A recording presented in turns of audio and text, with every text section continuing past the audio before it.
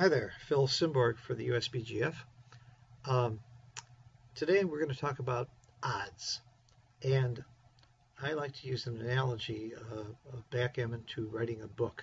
If you're writing a novel or writing a book, you have to be able to make sentences, and to make sentences you have to be able to write words, and to write words you need to know the alphabet. Well, the alphabet, or the basic building blocks of backgammon, are the odds. And all of my students, regardless of level, are given a PowerPoint, and I go over it with them and as a test to make sure they really understand the odds, that there's 36 possible rolls, the number of times you can hit a checker with a 6 or with an 8, the number of times if a checker's 6 and 1 away, that's 24 shots, the number of times you can come in on a 2-point board, a 4-point board, and so on. Understanding the basic odds of the game is absolutely critical to playing this game. Now, for my advanced students who become high intermediate and low open players, I get into much more advanced odds, and I put it into a PowerPoint with a much more deeper study of the odds. And let's just take a look at this today. I'll look at a couple of the first two problems, the basic problems that are likely to come up over the board. So, it's an unlimited game or a money game. Red is on roll, cube action. In this situation, should red double, should white take or drop? Very similar situation here. 2 checkers versus 2 checkers. This is not some weird, crazy position you'll never see. Positions like this come up all the time, and often they're recubes. So you need to understand both the double and recube, and then of course they can get more complicated depending on the match score as far as when they're doubles or not. So these require quite a bit of study, and they're very, very critical positions. The cube action the game is on the line, and sometimes the match is on the line with these scores. So how do you go about deciding whether or not red should double here? Well, I always start with Woolsey's law. Will white take or drop? So try to figure what the odds are of white winning. The way I do this is determine, first of all, there's only one way that white's going to win, and that's if red misses and he doesn't.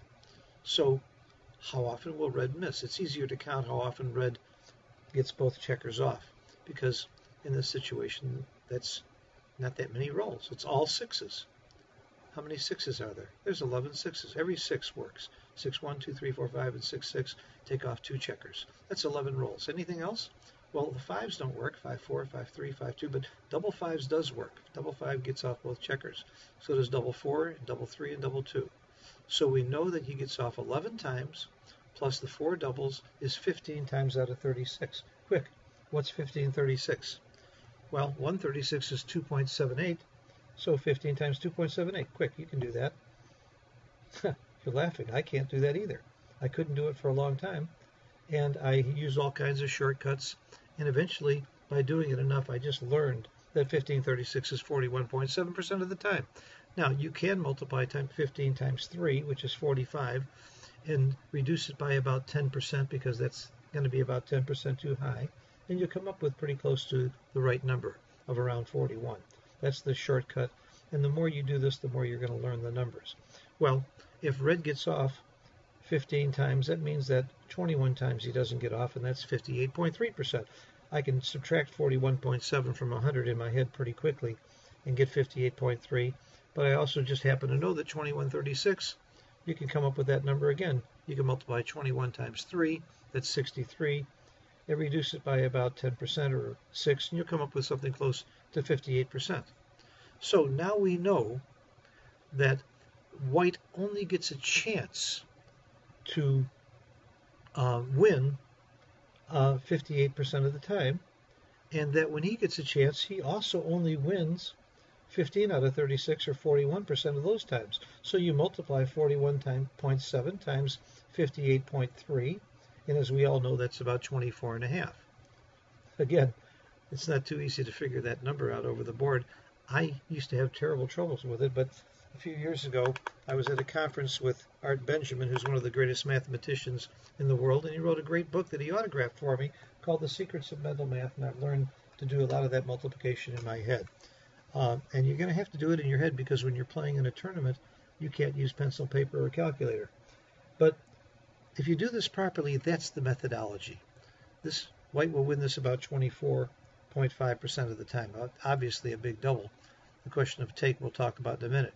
In this situation, you use the same methodology, except here I can see that red gets off with all 6s and 5s. Any 6 or 5. That's 20 numbers. There's actually 11 6s and 11 5s is 22, but I can't count 6 5 twice, so that's 20 numbers. So what else gets off? Well, double 4, double 3, and double 2. So we have how many numbers? 23 numbers. Where you have 23 numbers out of 36 where red gets off. That's leaves 13 numbers where he doesn't. That's about 36% of the time. So 36% of the time, white gets the opportunity to roll, and he wins all the time unless he rolls a 1 or a 2, 3. So he's going to lose on 13 numbers. He's going to win on 23 numbers. That's 64% of the time. So you multiply 64 times 36, you get 23%. So in this situation, let me show you the calculations. In this situation, red wins about 24.5% of the time. And white wins 24.5% of the time. And in this situation, white wins 23% of the time. White wins a little bit more here than here. Well, we know it's a double in both cases because it's a very tough take, if at all, in either case. And we're getting close to the end of the game, and that's another story about why it's a double. The question is it a take? Would you take? Well, let's look at position 1. It's a small drop. You only win, as we said, a little bit less than 25% of the time, but you'll never be able to get in a recube. If red misses, you're not favored to win, and you don't have a recube if you're not favored on a one-roll position. So it's a drop, not a big drop. So he wins 24.5% of the time. It's a drop. Then the other position, white wins less. He wins 23% of the time. So of course that's a big drop. Oops. Take. He wins 23%. He wins 24.5%. The 24.5% is a pass. The 23% is a take. Tell me backgammon is not complicated. Why is this a take? Because if red misses, white's a big favorite. White's going to win 64% of the time and has a recube in this position. So because he has a recube, his take point is a lot lower, probably close to 20 or 21%, because he's got to be able to get a recube in. He's got power in holding this cube. He's going to raise the stakes to 4. Red's going to have a take, but he's going to raise the stakes to 4, and he's going to win 4 points most of the time after red misses in this position. So it's going to be a redouble and a take. Red will only have, by the way, 23% if he misses, and because that's the amount of times that white will miss here, 23.7.07 I think it is. So again, you have to know these odds. You have to be able to calculate them. It gets more complicated. As I said, what happens if it's a redouble? What happens when the take points are different? What happens at different scores in the game? Then what happens with the rest of my PowerPoint when we start looking at 3 checkers on this side and 4 checkers here and a 5-roll position, or 8 checkers left? Now it can get a lot more complicated. There we can start using EPC, we can start using the Keith count and other formulas when we get a lot more checkers. But when we have 4 or 5 checkers on each side, or 3 or 4 checkers on each side, you're basically just trying to calculate the number of rolls and how many rolls is each player likely to get off, and then applying some knowledge or formula that you have based on whether or not a 3-roll is a take or not. 3-roll is a small drop for money. Works out to around 20%. 4-roll is a small take. It's about just under 25%. And when we start moving checkers around, you're somewhere in between. Backgammon is not a simple game. That's the bad news. It is work and effort to learn it. That's the bad news. The good news is that work and effort can be fun. It can be fun if you approach it as an intellectual puzzle to solve. And if you enjoy solving puzzles, you'll get better and better at backgammon. And the other good news is when you start getting better and solving these puzzles, you'll have an edge over your opponents. You're going to win more.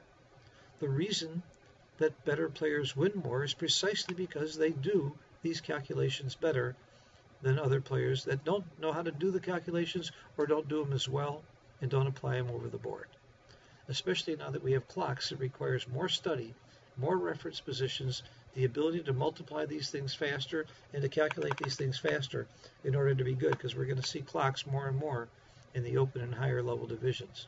And that's a good thing. Otherwise, the game gets very, very boring and drags out for a long, long time. And it's a horrible spectator sport.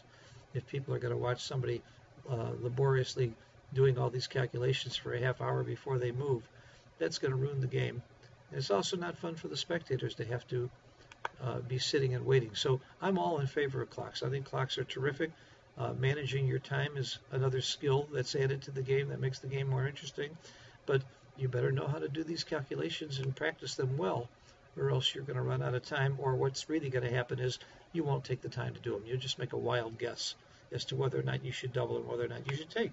And that's going to be the difference between being a low intermediate player and a top open player. Thanks for watching. Hope this was illuminating and interesting for you. And I recommend that you get help. There are great teachers out there like me. There are great articles out there written by people like me and my friends. I'm just kidding. And there's a lot of good books out there that I haven't written, that I've stolen a lot of my information from and learned a lot from myself. Thanks for watching. Hope this was illuminating for you. Bye-bye.